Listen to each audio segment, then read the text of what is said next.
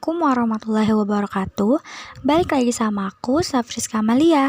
Aku kali ini akan ngebahas materi sejarah sastra periode 1953 sampai 1961. Jadi di periode kali ini akan ngebahas tentang krisis sastra Indonesia, sastra majalah, beberapa pengarang, beberapa penyair, drama, dan pengarang wanita. Jadi, langsung aja ke penjelasannya. Yang pertama ada krisis sastra Indonesia. Pada masa itu, Indonesia mengalami perubahan akibat peristiwa penjajahan menjadi kemerdekaan. Peristiwa proklamasi kemerdekaan membawa situasi baru bagi para sastrawan. Kebebasan dalam berkarya dapat dirasakan oleh sastrawan. Demikian para sastrawan, demi mengisi perubahan ini, mereka gempar membuat berbagai karya sastra. Periode 1993 sampai 1961, sastra Indonesia mencoba mencari jati diri dan menonjolkan penilaian kembali terhadap warisan leluhur. Namun, pada masa ini terjadi pergolakan ideologi dan pencarian konsep-konsep sastra. Berbagai gejala yang menandakan pergolakan di antara lain terbitnya Surat Kepercayaan Gelanggangan tahun 1949, munculnya organisasi kebudayaan bentukan partai, serta Lekra Les Bumi LKN di tahun 1960. Periode tahun 1993 sampai 1961, sastra Indonesia dianggap mengalami krisis, diduga karena karya sastra yang lebih terbit pada masa ini hanya berupa sajak, cerpen, dan karangan-karangan yang tidak begitu panjang untuk dimuat dalam majalah, sehingga pada periode ini lahirlah istilah sastra majalah. Majalah-majalah yang eksis pada masa ini antara lain Majalah Siasat atau Gelanggang, Mimbar Indonesia, Zenith, dan Majalah Kisah. Selanjutnya ada sastra majalah. Para pengarang setelah angkatan 45 menghadapi kenyataan-kenyataan yang tidak menguntungkan kehadirannya. Meskipun mendapat tempat di halaman-halaman majalah, ruang kreativitas mereka tetap terbatas, terutama untuk mencari identifikasi diri dan kawan-kawannya. Hal itu disebabkan oleh redaksi majalah-majalah pada saat itu dipimpin oleh para pengarang angkatan 45. Majalah Kisah yang eksis pada 1953 hingga 1956 memiliki peranan cukup besar karena banyak pengarang yang muncul dalam periode ini mengumumkan tulisan-tulisannya yang berawal dalam majalah ini. Selain itu, terdapat majalah Mahasiswa Kompas yang setelah dipimpin oleh Noto Susanto sangat banyak memberikan perhatian kepada persoalan-persoalan dan karya-karya sastra. Kemudian ada majalah prosa pimpinan Aji Prosidi, Ruangan Kebudayaan Genta dalam majalah Merdeka asuhan S.M. Ardan, majalah seni, majalah konfrontasi, majalah Jerita, dan majalah budaya, serta beberapa majalah yang sudah lama seperti Mimbar Indonesia, Gelanggang atau Siasat, dan Indonesia. Selanjutnya ada beberapa pengarang. Pengarang yang pertama yaitu Nugroho Noto Susanto, lahir pada 15 Juni 1931 di Rembang, Jawa Tengah, beragama Islam. Nugroho Noto Susanto menikah dengan Irma Savitri Ramelan tanggal 12 Desember 1960 dan dikaruniai 3 anak. Yang pertama bernama Indria Smita, kedua Inggita Sukma, dan bungsu bernama Norotama. Nugroho meninggal pada 3 Juni 1985 di Jakarta pada waktu ia menjadi Menteri Pendidikan dan Kebudayaan. Kepergiannya disebabkan pendarahan di otak. Nugroho Noto Susanto adalah sastrawan yang banyak menulis kisah perjuangan bangsa Indonesia dalam melawan Belanda. Selanjutnya ada A.A. Nafis. A.A. Nafis yang nama lengkapnya Ali Akbar Nafis lahir di Kampung Jawa, Padang Panjang, Sumatera Barat pada 17 November. Ia meninggal pada 22 Maret 2003 setelah menjalani perawatan di Rumah Sakit Jantung Harapan Kita, Jakarta. A.A. Nafis menikah dengan Aksari Yasin tahun 1957 dan dikaruniai 7 orang anak, yaitu Dini Akbari, Lucy Bebasari, Dedi Andika, Lenggo Gini, Gemala Ranti, Rinto Amanda, dan Rika Anggraini. Julukan yang diberikan pada Nafis adalah pencemoh nomor wahid dan sastrawan satiris ulung. Julukan itu muncul dalam berbagai tulisan tentang Nafis, antara lain sebagaimana yang muncul dalam majalah Sastra volume 1 edisi 3 Juli 2002. Julukan sebagai pencemoh nomor wahid atau satris ulung itu diberikan sesuai dengan gaya penulisan dan penggambaran karakter tokoh-tokoh yang kritis terhadap berbagai persoalan kehidupan dalam karya-karyanya. Selanjutnya ada Trisno Wuyono, adalah sastrawan yang banyak menulis beberapa karya sastra dengan latar perjuangan melawan penjajah. Dia lahir di Sosrokusuman, Yogyakarta, hari Kamis Pon, tanggal 12 November 1926 dan meninggal dunia di Bandung tanggal 29 Oktober 1996 di Bandung. Trisno Juwono adalah anak dari Kadim Harjo Prawiro, seorang mandor listrik. Dia lahir sebagai anak sulung dan satu-satunya anak laki-laki dari 4 bersaudara. Trisno Yuwono menikah dengan Sulasmi Sumandi pada tanggal 28 Juli 1956. Trisno Juwono mempunyai 1 orang putri dan 1 orang putra, yakni Tristanti Milyani, lahir 28 Juli 1962, dan Tristan Indrawan yang dikenal dengan nama Inong. Selanjutnya ada beberapa penyair. Yang pertama ada Toto Sudarto Bahtiar, seorang penyair dasawarsa di tahun 1950-an yang diperkenalkan pertama kali oleh H.B. Jasin dengan sajaknya Ibu Kota Senja.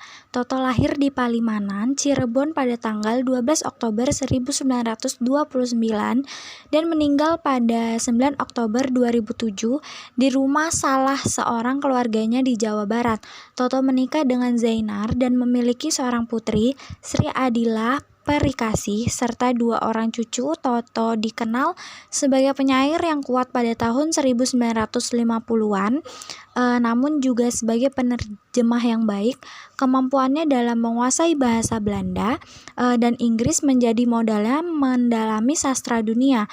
Karya terjemahannya ialah Pelacur, drama Jean Paul Sastre 1954, Bayangan Memudar 1957, novel Breton Dengis yang diterjemahkan bersama Sugiarta Sriwibawa, Pertempuran Penghabisan tahun 1976, novel Ernest Hemingway dan Sensai 1979, drama Rabindranath Tagore.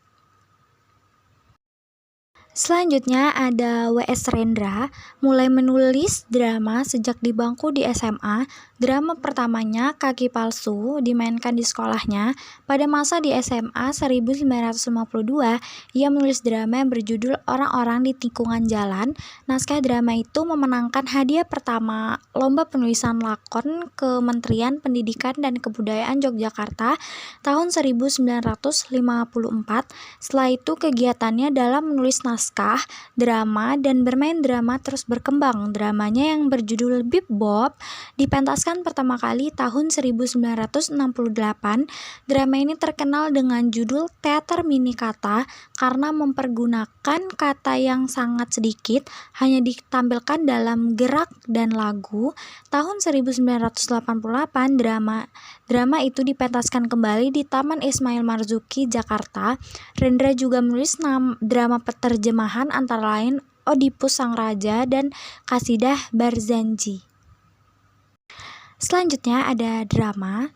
Jadi dalam sastrawan yang berkaitan dengan drama itu ada Nasjah Jamin, Nusram Lamsyah atau Nasjah.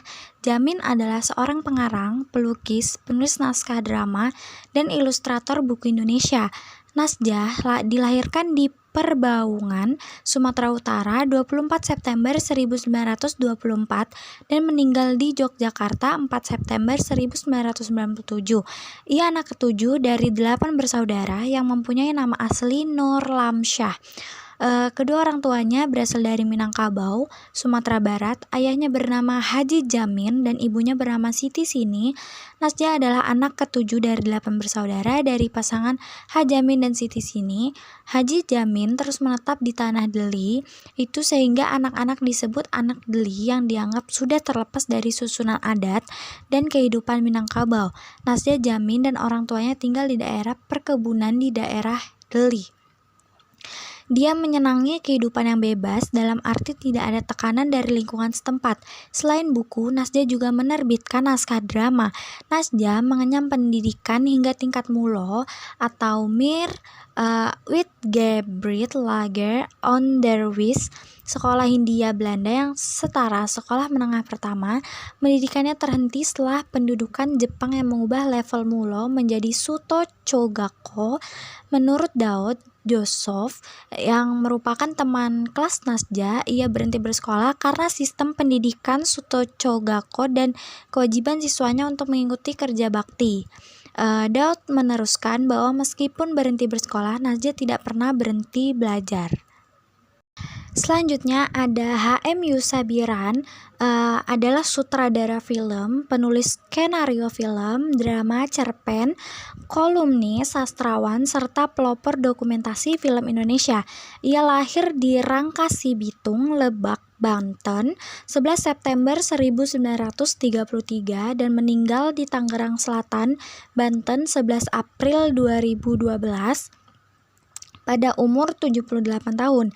Misbah Yusabiran merupakan anak dari pasangan Ayun Sabiran dan Yumenah. Nama Misbah diberikan oleh ayahnya yang mengambil nama dari tokoh pergerakan Haji Misbah, sedangkan Yusabiran ditambahkan oleh Misbah ketika ia dewasa, yang merupakan nama pena ayahnya, Jos Beron. Ia menyelesaikan pendidikannya di Taman Madya bagian B, Perguruan Taman Siswa Kemayoran, Jakarta. Karya-karya sastranya antara lain berjudul Bung Besar atau drama 1958, menerima hadiah kedua sayembara penulisan naskah drama Kementerian Pendidikan dan Kebudayaan pada tahun yang sama, Setengah Jam Menjelang Maut, drama 1968, Menyusuri Jejak Berdarah, novel 1969, Keajaiban di Pasar Senen, kumpulan cerpen 1971, Oh Film, kumpulan cerpen 1973. Kedua kumpulan cerpen ini disatukan di bawah judul Keajaiban di Pasar Senen dan dicetak ulang pada tahun 1996. Selain berpengetahuan luas, Misbah juga banyak menulis buku tentang perfilman. Misbah meluncurkan buku berjudul Teknik Menulis Skenario Film Cerita pada 30 Januari 2007. Yang terakhir ada pengarang wanita. Yang pertama ada Nurhayati Sri Hardini Siti Nurkatin, lahir di Semarang, Jawa Tengah 29 Februari 1936, meninggal di Semarang, Jawa Tengah 4 Desember 2018 pada umur 82 tahun atau lebih dikenal dengan nama N. Hadini, adalah sastrawan, novelis, dan feminis berkebangsaan Indonesia. Peraih penghargaan Sea Wright Award di bidang sastra di pemerintahan Thailand. Ini sudah terlanjur dicap sebagai sastrawan di Indonesia, padahal ia sendiri mengaku hanyalah seorang pengarang yang menuangkan realita kehidupan, pengalaman pribadi, dan kepekaan terhadap lingkungan ke dalam setiap tulisannya. Ia di Galeri Pengarang Sastra Feminis, pendiri Pondok Baca NH Dini di Sekayu, Semarang, ini sudah melahirkan puluhan karya. Dari penjelasan di atas dapat kita simpulkan bahwa sastra pada dasarnya adalah sejenis ciptaan, dan ciptaan bukan hanya tiruan. Sebagai wujud dari hasil ciptaan, karya sastra pada hakikatnya merupakan media yang menggunakan bahasa untuk mengungkapkan kehidupan manusia. Oleh karena itu, karya sastra pada umumnya mengandung persoalan-persoalan seputar kehidupan manusia. Pada periode tahun 1953 sampai 1961, Sastra Indonesia mengalami krisis. Hal ini mungkin dikarenakan karya sastra yang terbit pada masa itu hanya berupa sajak, cerpen, dan karangan-karangan yang tidak begitu panjang sehingga hanya dimuat dalam majalah. Sehingga pada periode ini lahir istilah sastra majalah. Jadi itu aja yang dapat saya sampaikan. Kurang lebihnya mohon dimaafkan. Wassalamualaikum warahmatullahi wabarakatuh. Bye bye.